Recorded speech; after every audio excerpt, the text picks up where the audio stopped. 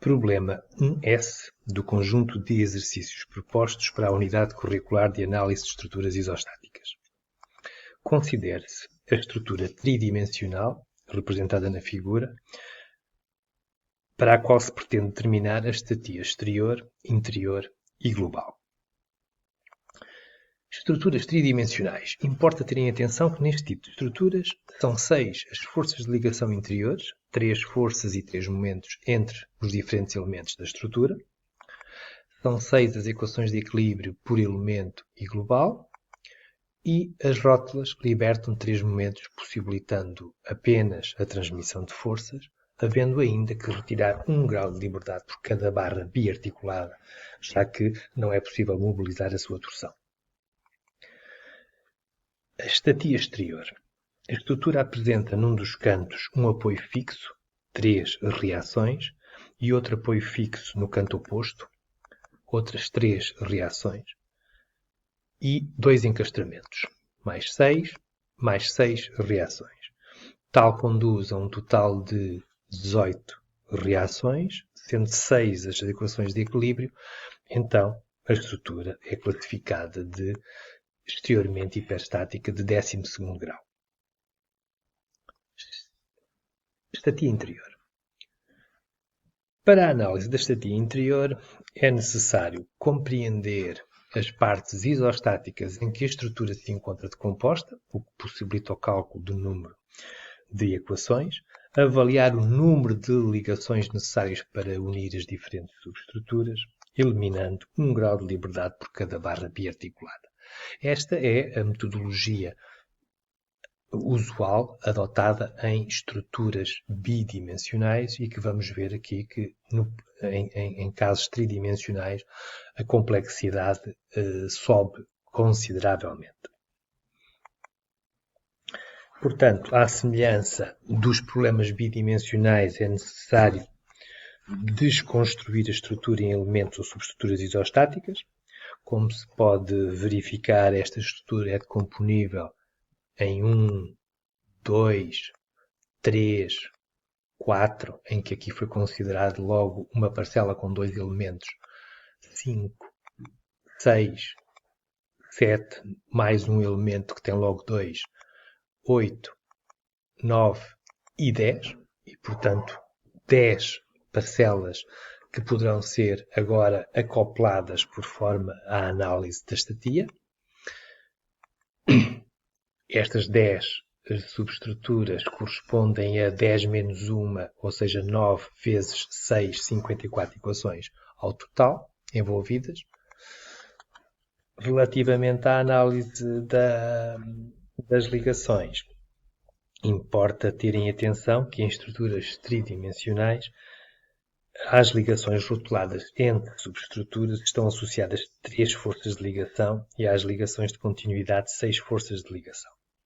Assim, tome-se o elemento 1 como elemento de base, a junção do elemento 2 conduz à introdução de 3 ligações, o elemento 3 impõe 3 mais 3 ligações, o elemento 4, ou a subestrutura 4, impõe mais 3 ligações, outras 3 para o elemento 5, o elemento 6 introduz 3 mais 3 ligações, a subestrutura 7 é uma ligação de continuidade e, portanto, são 6 as ligações, o elemento 8 é uma barra biarticulada e, portanto, serão 3 mais 3 ligações, tal como o elemento 9, que terá 3 mais 3 ligações, e finalmente a subestrutura 10, uma ligação de continuidade e 6, o que são 6 ligações,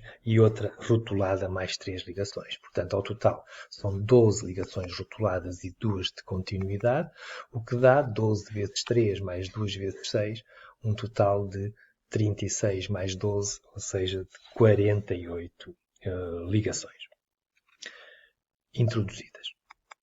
Sendo 10 os elementos, estão envolvidas 9 vezes 6, 54 equações. A estas há a descontar tantas ligações quanto as barras biarticuladas, que são 7, e como tal, a estrutura é interiormente hiperstática de primeiro grau, ou seja, os tais 48 menos os 47. Sendo a estrutura hiperstática de 12º grau em termos exteriores, então globalmente será a soma destes dois valores, ou seja, a estrutura é globalmente hiperstática de 13º grau. Vamos agora mostrar como será mais simples a aplicação da metodologia das estruturas arborescentes neste tipo de estruturas tridimensionais. Comecemos por analisar as ligações necessárias a introduzir de forma a garantir uma estrutura sem quaisquer graus de liberdade.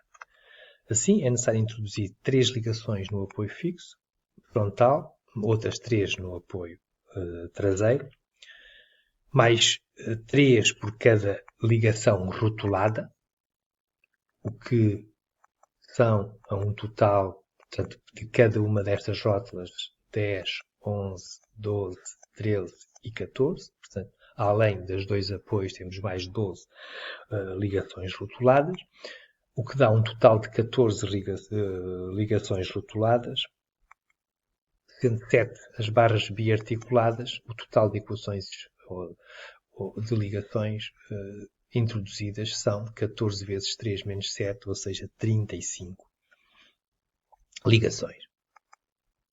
Passando agora